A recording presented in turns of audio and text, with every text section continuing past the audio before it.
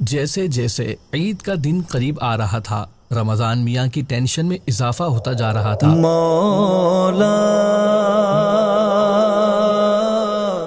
سال کے 12 مہینوں میں ایک رمضان ہی کے مہینے میں تو اسے کچھ سکون ملتا تھا، اب وہ بھی ختم ہونے جا رہا تھا۔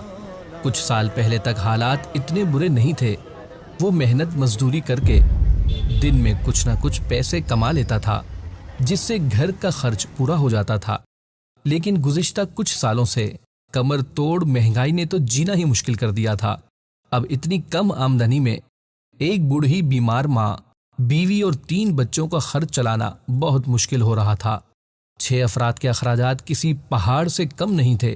بڑوں کو تو سمجھایا جا سکتا تھا، لیکن بچے کسی صورت ماننے کو تیار نہیں تھے۔ ان کو تو بس ایک ہی دھن تھی کہ عید آ رہی ہے، اب نئے کپڑے بنیں گے، گھر میں سوئیاں تیار ہوں گی، اوروں کی طرح ہمیں بھی عیدی ملے گی۔ ابھی تھوڑے دن پہلے ہی کی بات ہے کہ جب رمضان شروع ہوا تو رمضان میاں کو تھوڑا سکون ملا تھا کہ چلو اب ایک وقت کا کھانا ہی ارینج کرنا پڑے گا۔ بیمار ماں نے بھی روزے رکھنا شروع کر دیے کہ اس بہانے بیٹے کو کچھ سکون ملے گا۔ بیوی نے ان بچوں کو جن پر ابھی روزے فرض بھی نہ ہوئے تھے، انہیں ثواب حاصل کرنے کی ترغیب دے کر روزے رکھنے کے لیے راضی کر لیا تھا۔ اب صرف ایک وقت کے کھانے کا امکان باقی تھا۔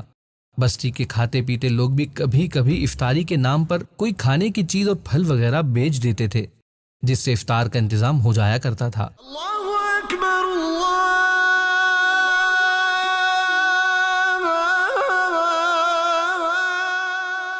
رمضان میاں سوچ رہے تھے عید آنے کو ہے، لیکن یہ مہینہ تو جیسے پر لگا کر اڑتا جا رہا تھا۔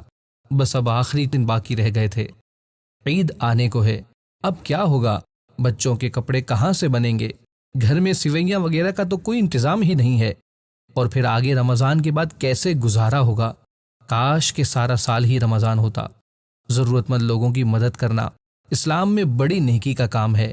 اپنے آس پاس کے لوگوں کو دیکھیں اور ضرورت مندوں کی مدد کریں۔